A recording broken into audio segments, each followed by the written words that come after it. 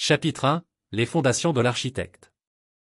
Ryan Morrison avait toujours été un bâtisseur, non pas de structure, mais de systèmes, de relations et d'opportunités. À 32 ans, il possédait une rare combinaison de génie analytique et d'intuition pragmatique que la plupart des diplômés de la NBA ne pouvaient que rêver d'acquérir. Son parcours n'était pas idyllique. Issu d'une famille modeste de l'Ohio, il avait gravi les échelons à coups de bâton, travaillant dans le bâtiment l'été pour financer ses études de commerce, et ayant appris que la vraie réussite résidait dans la compréhension des conseils d'administration et des terrains. Lorsqu'il rencontra Diana Hartwell pour la première fois à la Charity Gall de Manhattan, il ne fut pas immédiatement séduit par sa beauté, bien qu'elle fût indéniablement magnifique avec ses cheveux auburn et ses yeux émeraude. Ce qui retint son attention, ce fut son intelligence et l'empire commercial familial. Hartwell Industries, fondée par son grand-père dans les années 1960, fabriquait des équipements industriels spécialisés.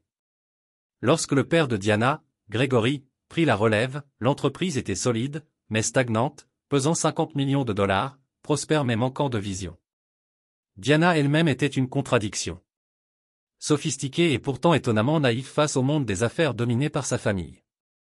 Elle travaillait au service marketing de l'entreprise plus par formalité que par nécessité, passant ses journées à organiser des événements d'entreprise et à gérer sa présence sur les réseaux sociaux. Leur relation était passionnée, mais stratégique de la part de Ryan.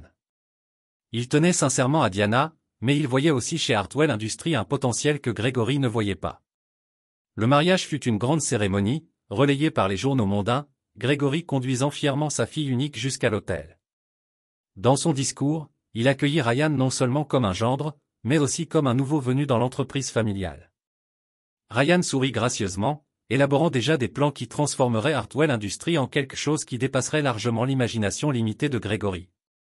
L'intégration de Ryan dans l'entreprise commença lentement.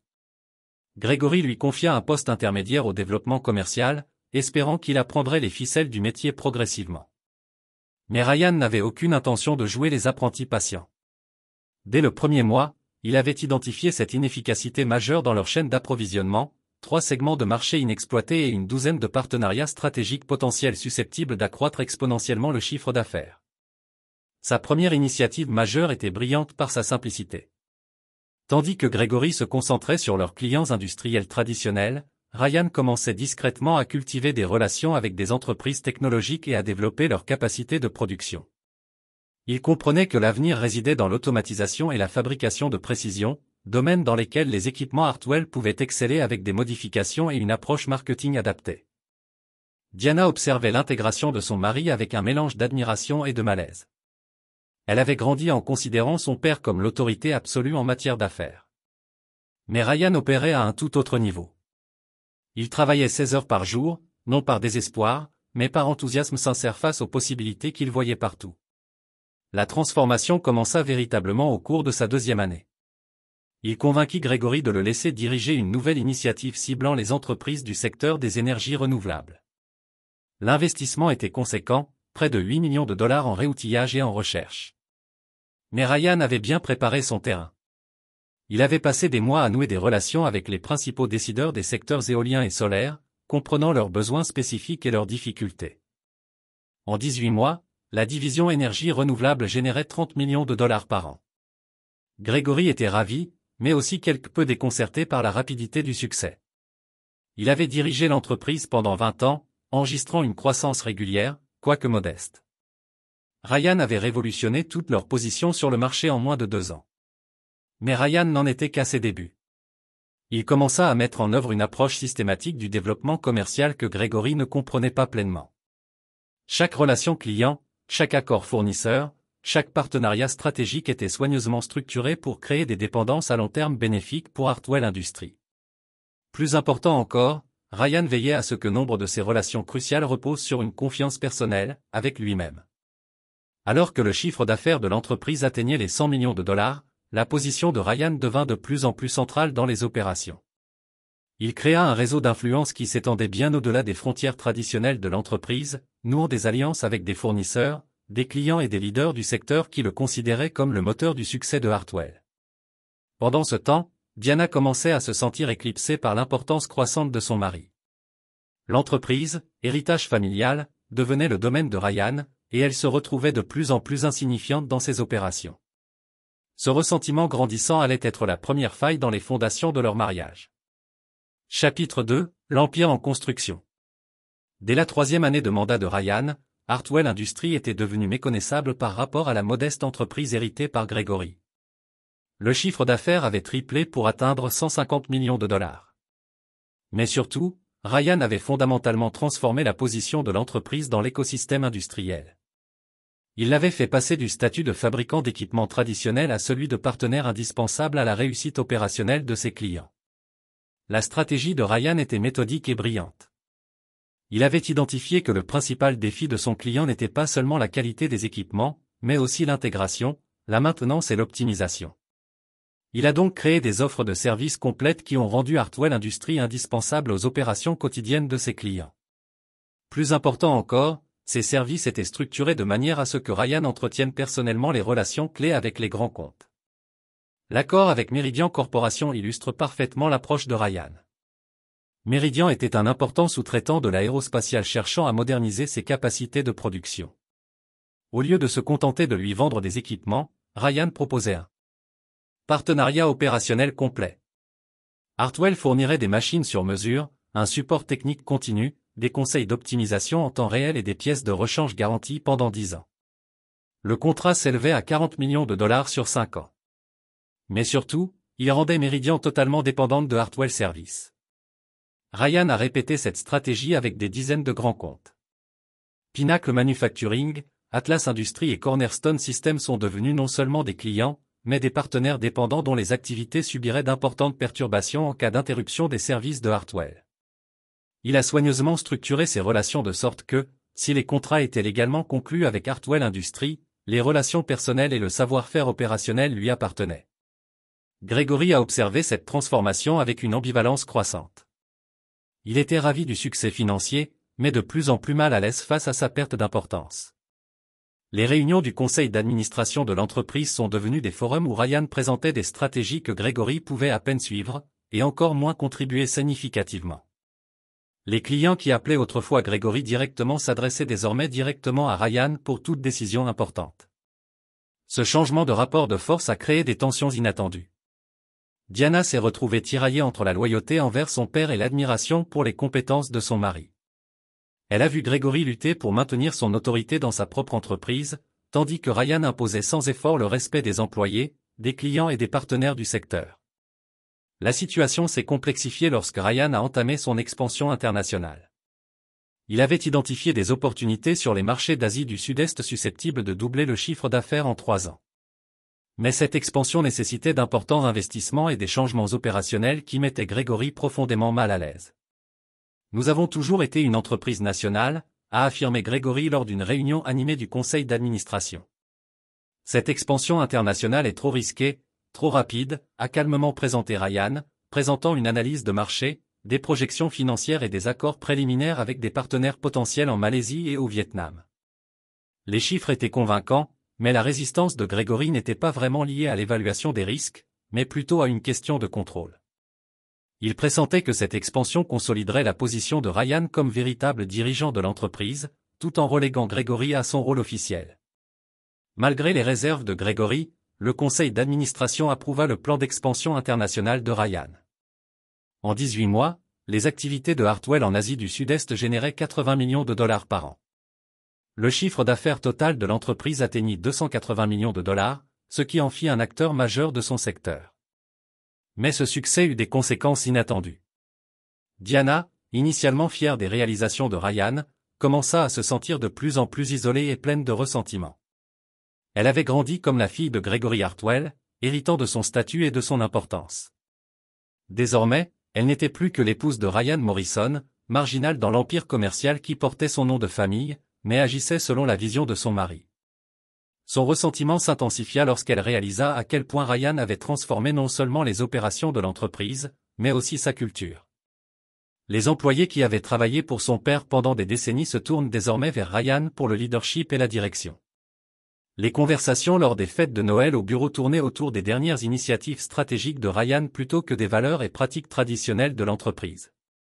Trevor Sullivan entra dans cette situation instable en tant que nouveau directeur des ressources humaines. Engagé par Ryan pour gérer l'expansion rapide de l'entreprise.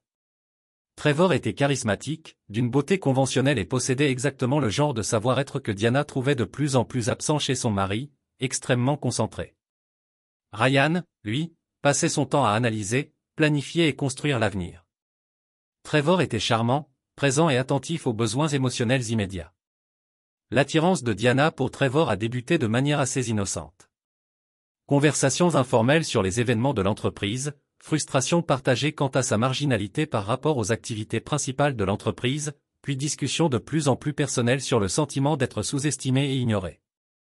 Trevor, conscient à la fois de l'opportunité et de la véritable connexion, entretenait soigneusement cette relation tout en conservant un comportement professionnel irréprochable en présence de Ryan. Ce dernier, totalement absorbé par l'orchestration de l'expansion continue de l'entreprise, ne remarqua pas le subtil changement de dynamique entre sa femme et la charmante directrice des ressources humaines. Trop occupé à bâtir un empire pour se rendre compte que les fondations de sa vie personnelle commençaient à se fissurer. Alors que Hartwell Industries approchait du cap des 300 millions de dollars de chiffre d'affaires, Ryan avait créé quelque chose de remarquable, un empire commercial que rien ne semblait arrêter. Mais il avait aussi créé les conditions d'une trahison qui mettrait à rude épreuve son intelligence stratégique et sa détermination impitoyable. Chapitre 3. Fracture et tromperie. Les signes avant-coureurs étaient subtils au début, visibles seulement pour quelqu'un qui connaissait intimement Diana. Ryan remarqua son souci accru de son apparence lors de journées de travail apparemment ordinaires, sa nouvelle habitude de rester tard pour des consultations marketing avec Trevor, et ses critiques croissantes concernant l'équilibre entre vie professionnelle et vie privée de Ryan. Mary Morrison était un homme qui privilégiait les faits et les preuves concrètes, et non les soupçons et l'intuition. La liaison de Diana avec Trevor Sullivan avait débuté 18 mois avant la confrontation qui allait tout changer.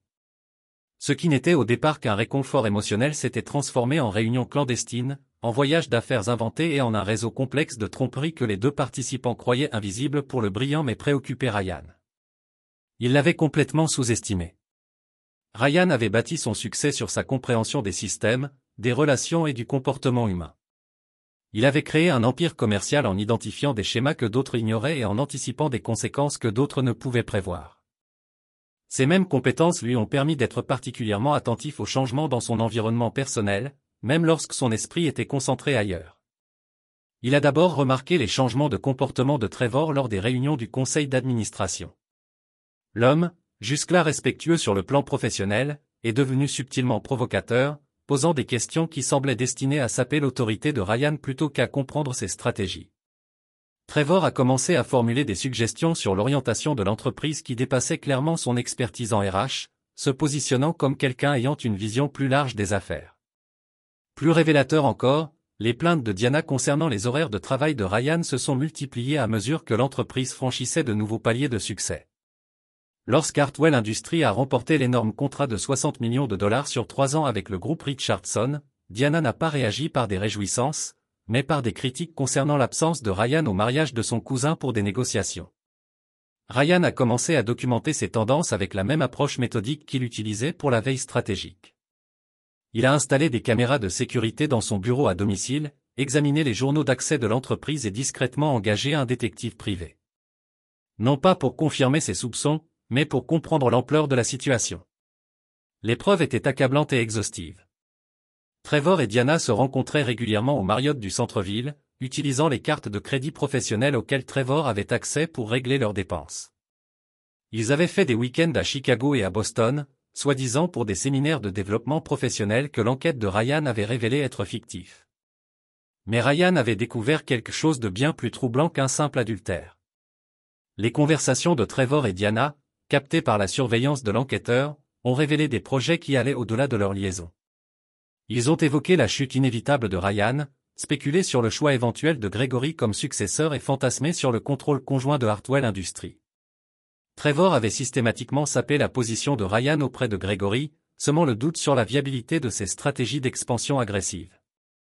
Il suggérait que Ryan devenait imprudent, que les opérations internationales étaient trop étendues et que l'entreprise avait besoin d'une direction plus traditionnelle pour maintenir sa stabilité.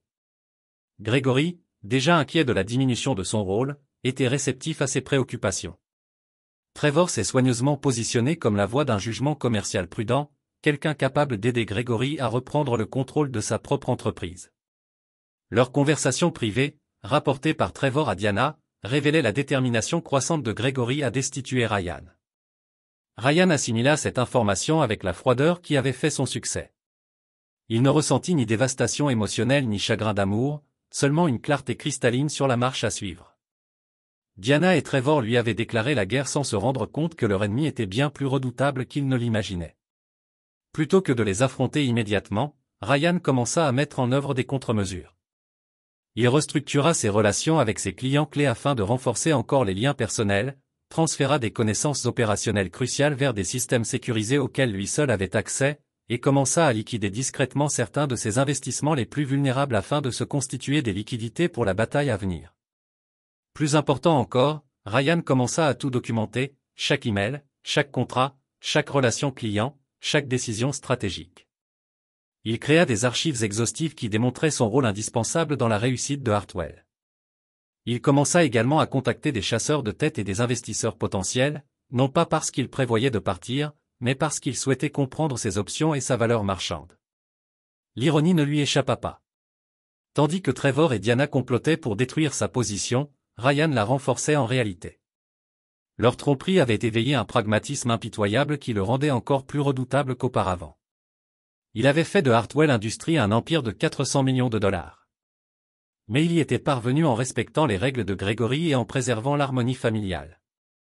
Maintenant que ces contraintes étaient levées, Ryan commençait à opérer avec une liberté stratégique totale. Il commença par créer des dépendances supplémentaires au sein des opérations de l'entreprise. Les fournisseurs clés étaient liés par des accords d'exclusivité nécessitant son approbation personnelle pour toute modification. Les clients importants signaient des contrats de service prolongés désignant spécifiquement Ryan comme principal gestionnaire de relations. Les systèmes opérationnels critiques furent repensés pour nécessiter des codes d'autorisation que seul Ryan possédait. Lorsque Gregory passa enfin à l'action, exigeant le départ de Ryan et menaçant de divorcer, Ryan était prêt. Sa réponse calme, « Pas de problème, papa. Tout ira bien », n'était ni de la bravade ni du déni. C'était la confiance de quelqu'un qui s'était préparé pendant des mois à cette confrontation. Les modifications administratives apportées par Ryan n'étaient pas des manœuvres désespérées de dernière minute. C'était l'activation de plans d'urgence soigneusement élaborés qui démontreraient à Gregory, Trevor et Diana qui contrôlaient précisément l'avenir de Hartwell Industries. Les 41 appels paniqués de Gregory le lendemain n'étaient que le début de leur apprentissage du véritable coup de la trahison de Ryan Morrison. Chapitre 4, la trahison dévoilée. La confrontation eut lieu un jeudi matin froid de novembre, exactement 3 ans et 7 mois après l'arrivée de Ryan à Hartwell Industries. L'entreprise venait d'annoncer un bénéfice trimestriel record de 142 millions de dollars, ce qui en faisait l'un des fabricants industriels à la croissance la plus rapide du secteur. Ryan arriva au bureau, espérant discuter du calendrier d'expansion asiatique avec Gregory, mais il trouva son beau-père qui l'attendait avec Trevor Sullivan et l'avocat de longue date de l'entreprise, Bernard Walsh. « Ryan, assieds-toi » ordonna Gregory d'une voix imprégnée d'une autorité qu'il n'avait pas exercée depuis des mois. « Il faut qu'on parle. » Le bureau était différent, plus froid, plus formel. Trevor était assis légèrement en retrait du bureau de Gregory, positionné comme un conseiller plutôt que comme un subordonné. Walsh évita le contact visuel, visiblement mal à l'aise avec le scénario qu'on lui avait donné. Ryan reconnut immédiatement la mise en scène. Il s'agissait d'une exécution d'entreprise soigneusement orchestrée et délibérément humiliante. « J'ai réfléchi à l'avenir de l'entreprise », commença Gregory, ces mots étant manifestement répétés. « Nous avons grandi trop vite, pris trop de risques. L'expansion internationale, ces relations clients complexes, toutes ces dépendances que vous avez créées, ce n'est pas tenable. » Ryan écouta sans interruption, l'air neutre. Il avait anticipé cette conversation depuis des semaines, avait répété ses réponses et s'était préparé à toutes les variantes possibles de l'attaque de Gregory. Ce qui le surprit, ce n'était pas la trahison en elle-même, mais la manière amateur dont elle était exécutée. « Je suis en train de restructurer l'équipe de direction », poursuivit Gregory. « Trevor prendra en charge le développement commercial et les relations clients. Tu as fait du bon travail, mais il est temps pour toi de partir. Ton style agressif ne correspond plus à la culture de notre entreprise. » L'insulte était délibérée, suggérant que Ryan était le problème, que sa réussite avait en quelque sorte nui à l'entreprise qu'il avait transformée. Trevor se pencha légèrement en avant, incapable de réprimer un léger sourire de victoire anticipée. « Il y a encore une chose, » ajouta Gregory, sa voix baissant sur un ton plus personnel. Diana veut divorcer. Elle est malheureuse depuis longtemps. On dirait que tu as changé, que tu es devenu trop obsédé par le travail. Elle mérite mieux que d'être mariée à quelqu'un qui se soucie plus des affaires que de la famille. C'était le moment que Ryan attendait. La trahison totale, enveloppée d'une justification vertueuse. Grégory ne se contentait pas de le licencier. Il réécrivait l'histoire pour faire de Ryan le méchant de sa propre réussite. Ryan se leva lentement, d'un geste délibéré et contrôlé. Il regarda chaque homme tour à tour. Grégory essayait de projeter une autorité qu'il n'avait pas réellement. Trevor peinait à contenir son triomphe. Walsh était visiblement mal à l'aise avec son rôle dans ce coup d'État. « Comprends, dit simplement Ryan. Tu as raison sur un point, papa. J'ai changé. Quand j'ai rejoint cette entreprise, je pensais que la loyauté familiale avait une valeur. Je pensais que bâtir une réussite commune créait des liens que ni la jalousie ni l'insécurité ne pouvaient briser. » Il se dirigea vers la fenêtre, regardant le parking agrandi rempli de voitures de luxe appartenant à des employés dont les postes n'existaient que grâce à la croissance qu'il avait orchestrée. « Mais vous vous trompez aussi sur un point important, poursuivit Ryan en se retournant pour leur faire face. Vous pensez me licencier de votre entreprise? Vous pensez reprendre le contrôle de Hartwell Industries? Vous pensez que Trevor va prendre ma place et entretenir les relations que j'ai nouées? » L'expression de Grégory changea légèrement, percevant quelque chose dans le ton de Ryan qui ne correspondait pas au départ soumis qu'il attendait. « En vérité, messieurs, vous ne licenciez pas simplement un employé. Tu es en train de démanteler les fondations de tout ce qu'est devenu cette entreprise. Mais ne t'inquiète pas pour ça maintenant. Tu comprendras bien assez tôt. » Ryan sourit. Pas le sourire chaleureux et familial dont Grégory se souvenait, mais quelque chose de plus froid, plus calculateur. « Pas de problème, papa. Tout ira bien. » Il serra la main de Walsh, salua poliment Trevor et offrit à Grégory une brève accolade qui ressemblait plus à une menace qu'à une affection. Puis il quitta le bureau qui avait été sa seconde maison pendant près de 4 ans, laissant derrière lui un empire qu'il avait bâti et une famille qui avait choisi de le détruire. Mais Ryan Morrison n'en avait pas fini avec Hartwell Industries. En fait, son véritable travail ne faisait que commencer. 20 minutes après avoir quitté le bureau, Ryan appela pour la première fois son avocat, Marcus Peton, un spécialiste des pertes d'entreprise avec lequel il travaillait depuis des mois pour se préparer à ce scénario précis. La conversation fut brève et ciblée. Exécutez la phase 1 immédiatement. En 2 heures, 17 clients importants reçurent des communications prioritaires du cabinet de conseil en affaires personnelles de Ryan, une société qu'il avait enregistrée 6 mois plus tôt sous le nom de Morrison Strategic Solutions. Les messages étaient professionnels, respectueux et absolument dévastateurs pour l'avenir immédiat de Hartwell Industries. Le groupe Richardson a été informé que son principal agent de liaison technique, Ryan Morrison, ne travaillait plus pour Hartwell Industries et que son projet en cours de 60 millions de dollars pourrait subir des retards ou des complications. Serait-il intéressé à discuter d'autres modalités pour l'achèvement du projet? Meridian Corporation a appris que les protocoles d'optimisation personnalisés dont elle dépendait pour ses opérations quotidiennes avaient été développés personnellement par Ryan Morrison, qui n'est plus disponible pour assurer un soutien continu par l'intermédiaire de Hartwell Industries. Morrison Strategic Solutions, en revanche, serait heureux de discuter d'accords de conseil direct. Atlas Industries a découvert que ses calendriers de maintenance des équipements critiques et ses procédures d'étalonnage propriétaires étaient gérés par des systèmes nécessitant l'autorisation personnelle de Ryan Morrison, autorisation qui n'était plus disponible auprès de Hartwell Industries. À 18 h ce soir-là, le téléphone de Grégory s'est mis à sonner. À 20 h, il avait reçu 16 appels de clients paniqués exigeant des explications et des solutions immédiates. À 22 h, Trevor Sullivan commençait à comprendre que gérer le développement commercial ne se limitait pas à assister à des réunions et à examiner des rapports. À minuit, Grégory Hartwell passa le premier de ses 41 appels consécutifs à Ryan Morrison. Les appels restèrent sans réponse, mais chaque message vocal se faisait plus désespéré, plus suppliant, plus disposé à négocier. Ryan écouta les premiers messages avec satisfaction, puis éteignit son téléphone. Demain, la véritable leçon commencerait. Chapitre 5, l'activation du réseau. Vendredi matin, Hartwell Industries fut plongé dans un chaos qu'aucune gestion de crise n'aurait pu contenir. Le retrait stratégique de Ryan ne se limitait pas au départ d'un cadre. C'était la suppression systématique d'un système nerveux qui maintenait l'entreprise à sa capacité accrue. Les opérations asiatiques furent les premières à en ressentir les effets. L'usine malaisienne, qui générait 40 millions de dollars par an, découvrit que ses commandes trimestrielles de pièces détachées ne pouvaient être traitées en raison d'une modification des codes d'autorisation. Le partenariat industriel vietnamien avait besoin d'une approbation immédiate pour une modification d'équipement de 3 millions de dollars, mais le système d'approbation exigeait la signature numérique de Ryan. Trevor Sullivan arriva au bureau à 7 heures, déterminé à démontrer sa disponibilité pour remplacer Ryan. À 9 heures, il était submergé de problèmes qu'il ne comprenait pas et ne pouvait résoudre. Le système téléphonique de l'entreprise était submergé d'appels de clients, de fournisseurs et de partenaires internationaux, exigeant tous une attention immédiate pour des problèmes qui semblaient d'une complexité insurmontable.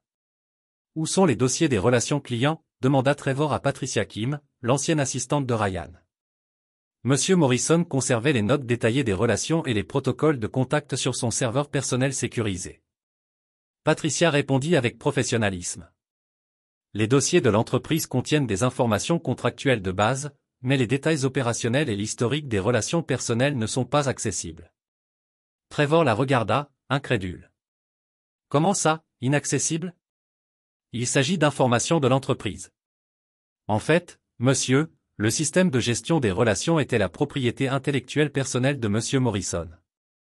Il en a concédé l'utilisation sous licence à Hartwell Industries, mais les données essentielles appartiennent à Morrison Strategic Solutions. Cette révélation a conduit Trevor Russing au bureau de Gregory, où il a trouvé son prétendu allié recevant des appels furieux de leurs 3 plus gros clients. Gregory semblait hagard, son calme habituel complètement anéanti par la cascade de problèmes qui semblaient se multiplier d'heure en heure. Le comte Pinacle veut résilier son contrat, a rapporté Gregory d'un ton sombre. Ils affirment que leurs opérations dépendent de protocoles techniques que seul Ryan comprend. Cornerstone menace d'engager des poursuites judiciaires si nous ne parvenons pas à respecter leur calendrier d'optimisation. Et Richardson Group exige des éclaircissements immédiats sur la continuité du projet. Trevor sentit la panique monter en lui. Ne pourrait-on pas simplement réembaucher Ryan ? Lui offrir plus d'argent, de meilleures conditions. Le rire de Gregory était amer. Je l'ai appelé 41 fois depuis hier. Il ne répond pas, son avocat a envoyé une lettre officielle ce matin, indiquant que Morrison Strategic Solutions est prêt à honorer les relations clients existantes, mais uniquement par le biais d'accords de conseil direct qui contournent entièrement Hartwell Industries. L'ampleur des préparatifs de Ryan est devenue plus claire au fil de la journée. Les relations avec les fournisseurs de l'entreprise, soigneusement entretenues par Ryan pendant 4 ans, étaient structurées par des clauses de garantie personnelle qui le rendaient individuellement responsable de l'exécution des contrats. Sans son autorisation, les fournisseurs ne pouvaient modifier les commandes, ajuster les calendriers de livraison ou approuver les spécifications personnalisées. Plus grave encore, Ryan avait structuré le financement de l'expansion internationale grâce à des garanties personnelles et à des relations qui le rendaient indispensable aux accords de dette. Les opérations asiatiques étaient financées par un réseau complexe de partenariats internationaux, où Ryan agissait comme principal gestionnaire des relations et garant opérationnel. À midi, le cours de l'action Hartwell Industries avait chuté de 12%, la nouvelle de la transition managériale se propageant dans les réseaux du secteur. À 15 heures, 3 fournisseurs majeurs avaient suspendu leur livraison, exigeant une clarification des responsabilités de gestion des comptes. Diana, qui avait passé la matinée à célébrer sa liberté anticipée avec Trevor, commença à recevoir des appels paniqués de son père en milieu d'après-midi. La réalité de leur situation devenait indéniable. Ils n'avaient pas seulement licencié Ryan. Ils avaient systématiquement détruit l'infrastructure qui avait fait le succès de Hartwell Industries. Pouvaient-ils vraiment faire une chose pareille ? Diana demanda à Trevor lors d'un moment privé dans son bureau. Pouvait-il simplement prendre en charge tous les clients et toutes les relations ? Trevor, qui avait passé la journée à découvrir à quel point il comprenait mal le rôle de Ryan, ne put que faiblement le rassurer. Ce n'était probablement qu'une perturbation temporaire. Il allait reconstruire les relations et recruter de nouveaux talents.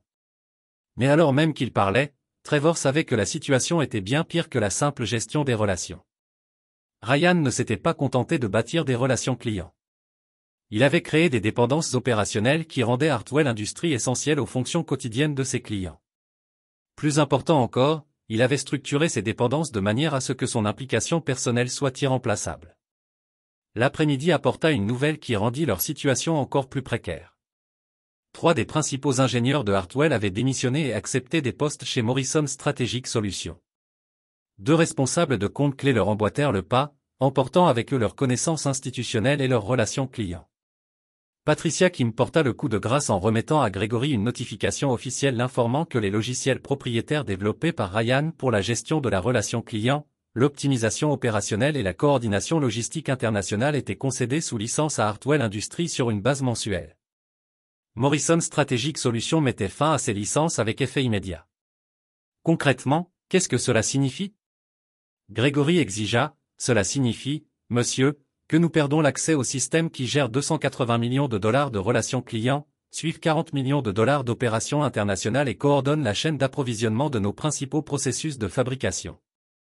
Nous devrons reconstruire ces systèmes de A à Z ou trouver des solutions alternatives. Grégory fixa la vie qu'il tenait entre ses mains, comprenant enfin l'ampleur de son geste. Il n'avait pas seulement licencié son gendre. Il avait déclaré la guerre à celui qui était devenu le système nerveux central de Hartwell Industries. Vendredi, à la clôture des marchés, l'action Hartwell Industries avait chuté de 18%. Les publications sectorielles faisaient état d'une gestion chaotique et de perturbations opérationnelles au sein de l'une des entreprises les plus prospères du secteur. Pendant ce temps, Ryan Morrison travaillait depuis son domicile, répondant aux appels de clients désireux de maintenir leurs relations commerciales par l'intermédiaire de son nouveau cabinet de conseil. La transition se déroulait exactement comme prévu. Chirurgical, complet et profondément dévastateur pour ceux qui l'avaient trahi. Le 41e appel de Grégory arriva à 23h47. Cette fois, c'est Ryan qui répondit. « Bonjour, papa, dit Ryan calmement. J'ai cru comprendre que tu essayais de me joindre. » Chapitre 6, le jugement commence. Ryan, Dieu merci. La voix de Grégory était tendue, désespérée. Peut-être que j'ai fait une erreur. Le stress de la croissance rapide, la pression de la planche. Je ne pensais pas clairement. Nous pouvons résoudre ce problème. Revenez. Nous restructurerons votre position. Vous donnez plus d'autorité. Plus d'autorité? Le rire de Ryan était froid. Papa, j'ai créé 450 millions de dollars de valeur pour Hartwell Industries. J'ai établi des relations qui génèrent près de 80% de vos revenus. J'ai conçu des systèmes opérationnels qui gardent l'ensemble de votre fonctionnement de l'expansion asiatique. Exactement. Quelle autorité supplémentaire prévoyez-vous de m'offrir? La voix de Trevor est passée en arrière-plan, clairement sur le haut-parleur. Ryan, nous pouvons résoudre ce problème. Ça ne doit pas être adversaire. Trevor. Le ton de Ryan s'éclaircit avec une fausse chaleur. Comment était votre premier jour en tant que directeur du développement commercial? Avez-vous aimé gérer la crise du groupe Richardson? Que diriez-vous d'expliquer à Meridian Corporation pourquoi leurs protocoles d'optimisation ont soudainement cessé de fonctionner? Le silence de la fin de Trevor était une réponse suffisante. Voici ce qui va se passer. Ryan a poursuivi, sa voix devenant des affaires. Morrison Strategic Solutions a reçu des demandes officielles de 14 clients majeurs pour reprendre directement leurs comptes. Nous sommes prêts à honorer leurs exigences de services existantes grâce à de nouveaux accords de conseil. Hartwell Industries est invité à concourir pour ces contrats. Bien sûr, vous ne pouvez pas simplement voler nos clients. Grégory a explosé. Voler? Papa? Ces entreprises me demandent de continuer à fournir des services que vous ne pouvez apparemment pas fournir. J'ai passé 4 ans à établir des relations personnelles en fonction de la confiance et des compétences. Ces relations m'appartiennent, pas à Hartwell Industries. Ryan, laissez-le glisser avant de continuer. D'ailleurs, tu m'as tiré. Vous avez dit que mes services n'étaient pas nécessaires. Maintenant, vous êtes contrarié que j'offre ces mêmes services aux clients qui les veulent toujours. Que voulez-vous? Demanda Grégory, vaincre rampant dans sa voix. Argent, pourcentage de propriété. Dites-moi simplement ce qu'il faudra pour résoudre ce problème. C'était le moment où Ryan avait orchestré depuis le jour où il a découvert l'affaire de Diana. Tout avait conduit à cette conversation. Cette admission de dépendance complète. Je veux que tu comprennes quelque chose, papa. Pendant 4 ans, je vous ai respecté. Je t'ai traité comme une famille.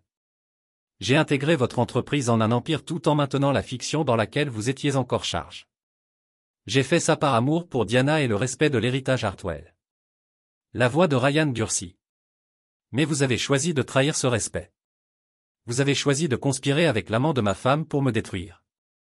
Vous avez choisi de réécrire l'histoire et de faire de moi le méchant dans ma propre réussite. Ryan à propos de Diana. Pas. Le mot a traversé la tentative d'explication de Gregory comme une lame. Je connais Trevor. Je connais l'affaire. Je connais vos conversations privées où vous planifiez mon retrait. Je connais les fantasmes de Diana de contrôler l'entreprise avec son nouveau petit ami. Le silence à l'autre extrémité était terminé. Alors, voici ce qui va se passer, a poursuivi Ryan. Morrison Strategic Solutions reprendra les comptes qui souhaitent travailler directement avec nous.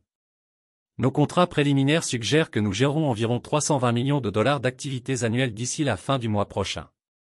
Tu vas nous détruire, chuchota Gregory. Non, papa. Vous vous êtes détruit. Je suis simplement en train de créer une nouvelle entreprise avec des clients qui apprécient la compétence sur le drame familial. Ryan a terminé l'appel et j'ai immédiatement composé Marcus Peton, son avocat. Comment s'est déroulée la proposition d'acquisition? Ryan a demandé, mieux que prévu.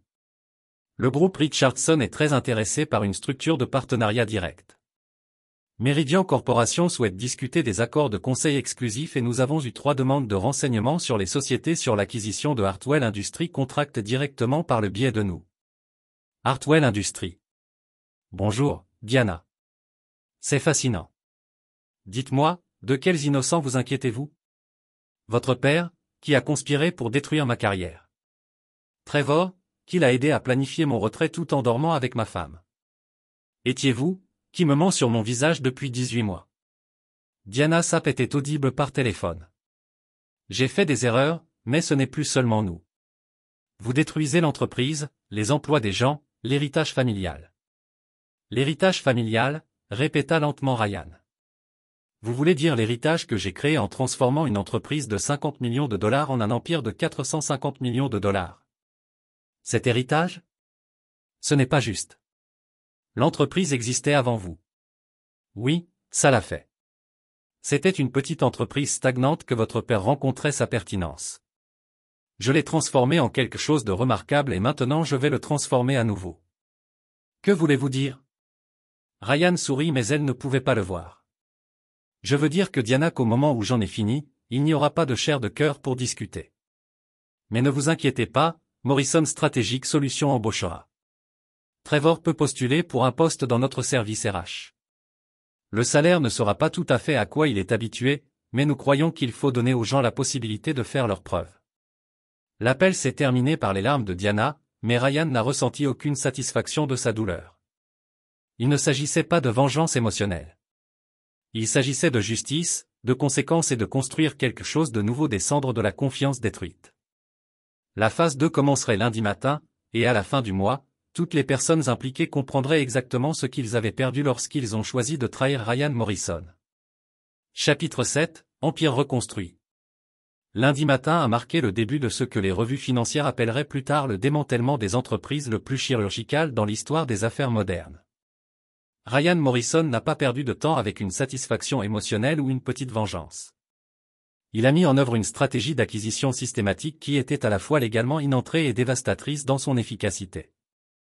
Morrison Strategic Solutions a ouvert ses portes dans un immeuble de bureaux du centre-ville de Manhattan à seulement 12 pâtés de maison. De Hartwell Industries. Le symbolisme était délibéré, assez proche pour que Gregory puisse voir le logo de l'entreprise étincelant de la fenêtre de son bureau, mais assez loin pour établir une indépendance complète. La première décision de Ryan a été de formaliser les relations avec les clients qui avaient déjà commencé la transition. Le groupe Richardson a signé un accord de conseil exclusif sur 5 ans d'une valeur de 75 millions de dollars par an. Meridian Corporation a restructuré leurs opérations autour de Morrison Strategic Solutions Services de soutien. Atlas Industries, Pinnacle Manufacturing et Cornerstone Systems ont suivi au cours de la première semaine. Mais la stratégie de Ryan est allée au-delà du simple vol des clients de Hartwell. Il démantèle systématiquement l'infrastructure qui a rendu Hartwell Industries viable tout en construisant une alternative supérieure qui a rendu la société d'origine obsolète. Les opérations asiatiques étaient son accident vasculaire cérébral. Les installations malaisiennes et vietnamiennes qui ont généré 80 millions de dollars par an pour Hartwell Industries ont été structurées par des partenariats qui nécessitaient des garanties personnelles de Ryan et une surveillance opérationnelle. Sans son implication, les installations ne pourraient pas remplir leur contrat de production ou maintenir leurs relations de chaîne d'approvisionnement. Ryan a offert aux partenaires asiatiques un choix. Continuer à se débattre avec une industrie du cœur de Hartwell de plus en plus dysfonctionnelle ou à la transition vers des partenariats directs avec Morrison Strategic Solutions. La décision a été facile. Morrison pourrait fournir un meilleur service, un soutien plus fiable et une communication plus claire que l'organisation Kao Riden Hartwell. En 3 semaines, Morrison Strategic Solutions avait acquis un contrôle effectif de 240 millions de dollars en activités annuelles qui avaient déjà traversé Hartwell Industries. Mais Ryan n'était pas terminé. Il ne faisait que commencer. « Monsieur, nous avons un problème », a rapporté Patricia Kim lors du briefing du matin de Ryan.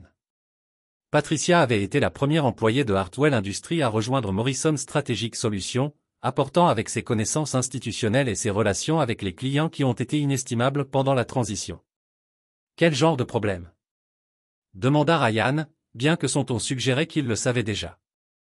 Hartwell Industries tente de nous poursuivre pour le vol d'entreprise, la violation des obligations fiduciaires et l'ingérence torchive dans les relations commerciales. Grégory a déposé les papiers ce matin. Ryan sourit. Vous attendez cette manœuvre juridique désespérée depuis des semaines. Avez-vous préparé le package de réponses dont nous avons discuté? Oui, monsieur. Documentation de tout développement de relations personnelles, preuve que la propriété intellectuelle vous appartient individuellement et la preuve que toutes les transitions des clients ont été initiées par les demandes des clients plutôt que par notre sollicitation. Parfait. Envoyez-le à Marcus Peton et dites-lui de déposer notre contre-combinaison pour un licenciement injustifié, une rupture de contrat de travail et une diffamation. Incluez également la plainte de discrimination. Grégory me tire immédiatement après avoir découvert l'affaire de ma femme crée une responsabilité juridique intéressante. La bataille juridique serait coûteuse et prolongée, mais Ryan avait des avantages que Grégory ne pouvait pas égaler. Chaque relation client, chaque système opérationnel, chaque partenariat stratégique avait été soigneusement documenté et légalement structuré pour protéger les intérêts de Ryan. Plus important encore, Ryan pourrait se permettre une longue bataille juridique. Hartwell Industries, hémorragiement de l'argent et des clients quotidiennement, ne le pouvait pas. Le vrai coup psychologique est venu par la destruction systématique de Trevor Sullivan. Ryan n'avait pas besoin d'attaquer Trevor directement. Il a simplement créé des conditions où l'incompétence de Trevor est devenue indéniable. Lorsque Trevor a tenté de reconstruire les relations avec les clients, il a découvert que les décideurs qu'il avait tenté de contacter étaient des gens que Ryan avait personnellement recrutés et promus. Ces personnes devaient leur carrière au mentorat de Ryan et n'avaient aucune fidélité à Hartwell Industries en tant qu'institution. Lorsque Trevor a tenté de gérer les opérations asiatiques, il s'est retrouvé à traiter avec des partenaires qui parlaient un anglais limité et avaient développé des relations de travail exclusivement avec Ryan. Les décisions de production critiques nécessitaient une compréhension culturelle et des connaissances techniques que Trevor ne possédait tout simplement pas. Lorsque Trevor a tenté de remplacer les systèmes opérationnels propriétaires de Ryan, il a découvert que les reconstruire coûterait environ 15 millions de dollars et prendrait 18 mois. Le temps et l'argent que Hartwell Industries ne pouvait pas se permettre. Diana a regardé la confiance de son amant s'effondrer sous la pression des responsabilités qu'il n'a jamais compris.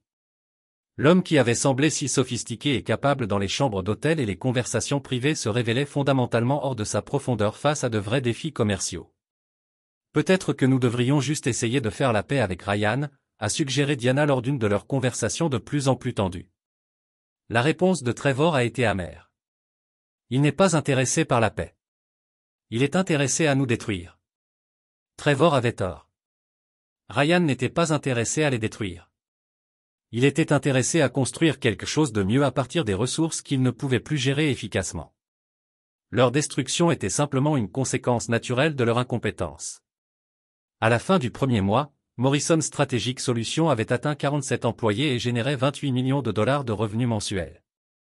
Hartwell Industries, quant à lui, avait perdu 60% de sa clientèle et faisait face à de graves problèmes de flux de trésorerie. Grégory a fait de plus en plus désespérément tenter de négocier, offrant des partenariats à Ryan, des accords de rachat et même la propriété majoritaire de Hartwell Industries. Chaque offre a été poliment refusée. Ryan n'avait aucun intérêt à récupérer la société de Grégory. Il construisait quelque chose de bien supérieur. La phase finale de la stratégie de Ryan consistait à acquérir des actifs physiques de Hartwell Industries à des prix de liquidation. Alors que la situation financière de l'entreprise se détériorait, les créanciers ont commencé à exiger le paiement et les fournisseurs ont suspendu les services. Grégory a été contraint de vendre des équipements, des installations et une propriété intellectuelle pour répondre aux obligations immédiates. Morrison Strategic Solutions a soumis des offres compétitives pour chaque vente d'actifs majeurs, en acquérant un équipement de fabrication critique à 30 cents sur le dollar. Le partenariat des installations malaisien a été transféré directement à Morrison pour s'assurer que la dette existante. Les opérations vietnamiennes ont été restructurées en tant que filiales de Morrison. En moins de 6 mois, Ryan avait construit une entreprise qui a non seulement remplacé Hartwell Industries, mais avait considérablement dépassé ses capacités. Morrison Strategic Solutions a généré 380 millions de dollars de revenus annuels, employé 180 personnes et maintenu des installations opérationnelles sur 3 continents. Hartwell Industries, réduit à une opération squelette, gérant 60 millions de dollars en contrats hérités, était en fait une coquille de son ancien moi. Grégory avait réussi à sauver l'existence juridique de l'entreprise, mais sa substance. Tout ce qui avait réussi à réussir appartenait maintenant à Ryan Morrison. La transformation était complète, mais le calcul personnel de Ryan avec ceux qui l'avaient trahi ne faisait que commencer. Chapitre 8. Conséquences personnelles. La destruction des industries de Hartwell n'était que le mouvement d'ouverture de la symphonie de rétribution de Ryan. Le démantèlement systématique de l'entreprise avait été méthodique et impersonnel, une réponse commerciale à une trahison commerciale. Mais la trahison personnelle de Diana et Trevor nécessitait une forme de justice plus intime. Diana a découvert la véritable portée de sa situation lorsqu'elle a tenté de demander le divorce 6 mois après le départ de Ryan de Hartwell Industries. Son avocat, Robert Shinn, a apporté une nouvelle qui a brisé ses illusions restantes sur la sécurité financière et le statut social. Madame Morrison, nous avons des problèmes importants avec votre dépôt de divorce, a rapporté Shinn lors de leur consultation. Les actifs de votre mari sont beaucoup plus complexes et protégés que nous ne l'avons compris initialement. Diana se déplaça inconfortablement dans la chaise en cuir chair. Que voulez-vous dire? Je connais son entreprise, mais nous sommes mariés depuis 5 ans. J'ai droit à la moitié de tout en vertu de la loi de l'État. C'est exact, mais le défi est de déterminer ce qui constitue réellement des biens matrimoniaux. Votre mari a fait très attention à la protection des actifs et à la structure juridique. Shinn a répandu des documents à travers la table de conférence, révélant le réseau complexe de protection juridique que Ryan avait construit autour de sa richesse. Morrison Strategic Solutions a été structuré comme une série d'entités imbriquées, de cabinets de conseil, de sociétés de portefeuille et de partenariats internationaux qui ont rendu la valorisation des actifs presque impossible. Plus problématique, a poursuivi Shinn, votre mari a des signes d'adultère, ce qui affecte les calculs de soutien au conjoint. Il affirme également que votre affaire a été réalisée en utilisant des actifs matrimoniaux et des ressources de l'entreprise, ce qui crée des obligations de remboursement potentielles. Diana se sentait paniquée se lever dans sa poitrine. Qu'est-ce que cela signifie pratiquement? Cela signifie qu'au lieu de recevoir un règlement substantiel, vous pourriez devoir de l'argent à votre mari. Les factures de l'hôtel, les frais de voyage et les frais personnels associés à votre affaire ont été payés à l'aide de cartes de crédit et de comptes qui vous appartiennent légalement. Votre mari demande des dommages financiers de votre utilisation abusive des actifs conjugaux. La stratégie juridique était brillante dans sa cruauté. Ryan ne refusait pas seulement à Diana l'accès à sa richesse. Il rendait sa liaison financièrement catastrophique pour elle personnellement. Chaque dîner romantique, chaque week-end, chaque cadeau qu'elle avait échangé avec Trevor est devenu une preuve d'une faute financière. Trevor a fait face à son propre calcul alors que Hartwell Industries s'effondrera. Son poste de directeur du développement des affaires est devenu dénué de sens lorsqu'il ne restait plus d'affaires à développer. Grégory, désespéré de réduire les coûts, a éliminé la position de Trevor 8 mois après le départ de Ryan. Je suis désolé, Trevor. Grégory a déclaré lors de la réunion de licenciement, nous ne pouvons tout simplement plus nous permettre votre salaire. Les accords de conseil que vous étiez censé reconstruire ne se sont jamais matérialisés. Les relations avec les clients n'ont pas récupéré. Nous devons réduire les frais généraux pour survivre. Trevor regarda le paquet de départ. 2 semaines salaire et résiliation immédiate des prestations. Moins d'1 an plus tôt, il prévoyait de prendre le contrôle du rôle de Ryan et d'épouser la fille du patron.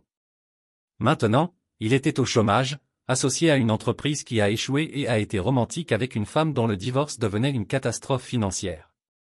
Sa tentative de trouver un nouvel emploi a révélé à quel point Ryan avait contaminé sa réputation professionnelle. Les contacts de l'industrie qui pourraient être intéressés par les compétences de Trevor étaient conscients de son rôle dans l'effondrement de Hartwell Industries. Plus dommageable, il savait qu'il avait été embauché par Ryan Morrison, puis a participé à Ryan S. Rotial, une trahison qui a rendu Trevor inutile dans leur communauté professionnelle très unie. Je suis désolé, Trevor, a expliqué Jennifer Walsh, une chasseuse en chef qu'il avait auparavant placée à Hartwell Industries. Votre CV est fort, mais votre implication dans une situation de Morrison fait de vous un passif. Aucun exécutif ne veut embaucher quelqu'un qui est connu pour saper son superviseur. Les conséquences sociales étaient tout aussi dévastatrices. Diana et Trevor se sont retrouvés de plus en plus isolés des cercles professionnels et sociaux qu'ils avaient pris pour acquis. Les membres du country club, les postes de commission caritatifs et les listes d'invitations qui avaient défini leur statut social se sont tous évaporés comme leur association avec la catastrophe de Hartwell Industries est devenue des connaissances publiques. Le père de Diana, regardant le travail de sa vie réduit en ruine, la blâmait de plus en plus ouvertement pour la catastrophe. Si vous n'aviez pas détruit votre mariage, Gregory a fait rage lors d'un argument particulièrement amer. Ryan serait toujours de la famille. Il ne nous aurait jamais fait ça. L'accusation était à la fois injuste et précise. L'affaire de Diana avait fourni le catalyseur de la transformation de Ryan du membre de la famille en ennemi, mais la jalousie et l'insécurité de Gregory avaient rendu la confrontation inévitable. La relation de Trevor et Diana fondée sur l'excitation et l'attraction mutuelle n'a pas pu survivre au stress du chômage, des difficultés financières et de l'exil social. Leur fantasme romantique s'est effondré sous le poids des conséquences réelles, remplacé par le blâme mutuel et le ressentiment. Tout cela est de votre faute, a accusé Trevor lors de l'un de leurs derniers arguments. Vous avez dit que votre mari ne le découvrirait pas. Vous avez dit que votre père nous soutiendrait. Vous avez dit que nous dirigerions l'entreprise ensemble. La réponse de Diana était tout aussi amère. Vous avez dit que vous pourriez remplacer Ryan. Vous avez dit que vous avez compris l'entreprise. Vous avez dit que les clients travailleraient avec vous au lieu de lui. Les deux accusations étaient exactes. Ils avaient tous deux été illustrés à propos de leur capacité et naïfs de Ryan. Leur affaire avait été conçue sur le ressentiment partagé et la façon dont la conciliation a été menée, des fondations qui fondaient. La construction de solutions stratégiques Morrison dans un empire de consultation mondiale.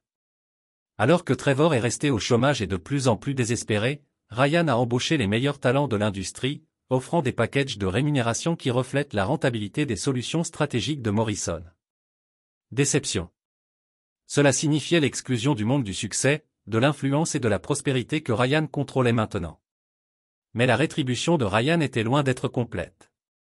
L'humiliation publique et les conséquences financières n'ont été que le début de ce qu'il avait prévu pour ceux qui avaient détruit sa confiance et trahi sa loyauté. Chapitre 9. Justice finale. 2 ans après la confrontation qui a détruit Hartwell Industries, Ryan Morrison s'est tenu dans son bureau dans le surplombant Manhattan, examinant les propositions d'acquisition de 3 conglomérats de fabrication internationaux intéressés à acheter des solutions stratégiques de Morrison. L'entreprise qu'il avait construite à partir de son bureau à domicile était devenue une entreprise de 800 millions de dollars avec des opérations sur 4 continents et des partenariats avec les sociétés du Fortune 500 dans le monde. L'ironie n'a pas été perdue pour lui. La trahison qui devait détruire sa carrière l'avait plutôt libéré pour construire quelque chose de bien plus grand qu'il ne l'avait jamais imaginé possible dans les contraintes de la fidélité familiale et de la politique d'entreprise. Son assistant a frappé et entré. « Monsieur Morrison, vous avez un visiteur. Gregory Hartwell est là. Il dit que c'est urgent. » Ryan n'avait pas vu son ancien beau-père 8 mois, bien qu'il ait suivi Hartwell Industries à continuer à décliner grâce aux publications de l'industrie et aux rapports financiers. La société opérait maintenant à perte, gérant moins de 12 comptes actifs et faisant face à la faillite dans les 6 mois. Envoyez-le, a décidé Ryan. Cette conversation était inévitable depuis le jour où il était sorti du bureau de Gregory. Gregory est entré en regardant 20 ans de plus que son âge réel.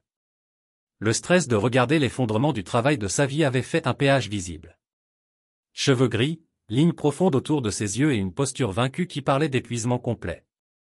Ryan, Gregory commença, sa voix à peine au-dessus d'un murmure. Merci de m'avoir vu.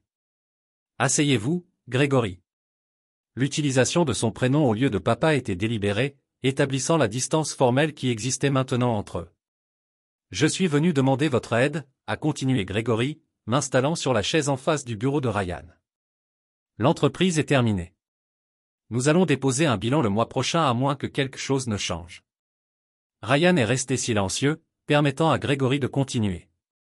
Je sais que ce que j'ai fait était mal. Je laisse la jalousie et l'insécurité obscurcir mon jugement. Je crois que Trevor se trouve que vous êtes une menace pour la stabilité de l'entreprise.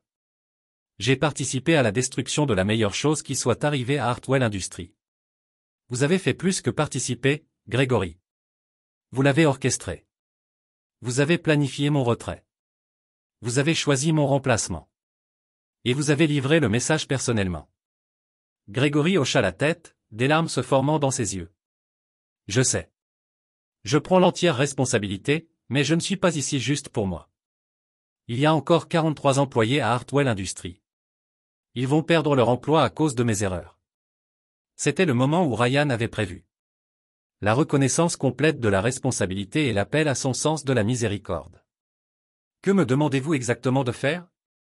Demanda Ryan. Achetez l'entreprise. Achetez nos actifs restants, reprenez nos contrats et économisez les emplois. Je vais transférer ma participation pour tout ce que vous pensez être juste. Je veux juste minimiser les dommages aux innocents. Ryan se pencha en arrière sur sa chaise, compte tenu de la proposition. Et qu'en est-il de Diana? Et Trevor? Font-ils partie de ce fantasme de réadaptation? L'expression de Gregory durcit légèrement. Diana? Diana n'est pas plus ma préoccupation. Le divorce a été finalisé le mois dernier. Elle n'a rien reçu au-delà de ce que les tribunaux ont ordonné pour un soutien immédiat, ce qui représente très peu de choses compte tenu des circonstances. Et Trevor n'a pas travaillé dans l'industrie depuis que je l'ai laissé partir. J'ai entendu dire qu'il gérait un magasin de détail dans l'Ohio. Sa réputation est terminée. Ryan se leva et se dirigea vers sa fenêtre, regardant la rue animée ci-dessous. Après un long moment, il se tourna vers Gregory. Je vais vous faire une offre, Gregory, mais il est livré avec des conditions que vous pourriez trouver inacceptables. Nommez-les. Premièrement, Morrison Strategic Solutions acquérira des actifs de Hartwell Industries pour le montant de la dette en cours, environ 12 millions de dollars. Cela couvre vos créanciers, mais ne vous laisse rien. Gregory hocha la tête. Acceptable. Deuxièmement, je conserverai les 43 employés et honorerai leur forfait de prestations existantes. Ils ne sont pas responsables de vos erreurs. Merci. Troisièmement, vous signerez un accord complet non divulgatrice sur toutes les opérations commerciales, les relations avec les clients et les informations stratégiques que vous avez apprises lors de mon emploi. Vous fournirez également une confession écrite reconnaissant votre rôle dans la conspiration pour me retirer de l'entreprise. Gregory hésita. Une confession, une documentation complète de vos discussions avec Trevor, votre connaissance de l'affaire de Diana et votre décision de résilier mon emploi en fonction de considérations personnelles plutôt que professionnelles. Je veux un dossier complet de ce qui s'est passé et pourquoi. C'est professionnellement humiliant. Gregory, vous êtes sur le point de perdre tout ce que vous avez passé 40 ans à construire. L'humiliation professionnelle est la conséquence là. Moins importante à laquelle vous êtes confronté. Après plusieurs minutes de considération, Gregory hocha la tête. Acceptable. Quatrièmement et enfin, Ryan a poursuivi, vous n'aurez aucun rôle continu dans l'entreprise ou ses opérations. Vous ne recevrez aucun frais de conseil, aucun poste de conseil, aucune implication d'aucune sorte. Plusieurs fois au cours des mois suivants, envoyant des lettres et des messages demandant la réconciliation ou du moins la communication civile. Ryan n'a jamais répondu. Elle avait fait son choix lorsqu'elle a décidé que Trevor Sullivan était plus attrayante que son mariage et Ryan n'a jamais donné la deuxième chance aux personnes qui ont trahi sa confiance. Le sort de Trevor était peut-être le plus approprié. Son association avec la catastrophe de Hartwell Industries l'a rendu définitivement inutile dans leur industrie. Il est finalement retourné dans sa ville natale de l'Ohio, gérant un petit magasin électronique et vivant en sachant que sa liaison avec Diana lui avait coûté une chance de succès professionnel. 5 ans après la confrontation qui a détruit Hartwell Industries, Ryan Morrison a été présenté sur la couverture du magazine Forbes en tant que cadre qui a construit un empire de la trahison. L'article a détaillé comment son retrait de l'entreprise familiale avait catalysé la création de l'une des sociétés de conseil les plus prospères de l'histoire des affaires américaines. Ryan a gardé la couverture du magazine encadrée sur la paroi de son bureau, non pas comme un trophée de vengeance, mais comme un rappel que la meilleure réponse à la trahison n'était pas des représailles émotionnelles, mais un succès systématique qui a rendu les trahisons non pertinents. Il ne s'est plus jamais marié, n'a plus jamais fait confiance et n'a jamais oublié la leçon que le pouvoir fondé sur les relations familiales était fragile. Mais l'énergie fondée sur la compétence, la préparation et la pensée stratégique était inattaquable. Morrison Strategic Solutions a continué de croître, acquérant finalement des sociétés dans 3 industries et établissant Ryan comme l'un des cadres les plus influents de sa génération. Il a construit quelque chose de bien plus grand que Hartwell Industries aurait pu devenir. Prouvez que parfois le plus grand cadeau que vos ennemis peuvent vous offrir est de vous forcer à découvrir votre véritable potentiel. La trahison qui devait détruire Ryan Morrison avait plutôt créé l'un des hommes d'affaires les plus prospères de son époque. En fin de compte, c'était la plus grande histoire d'une autre histoire.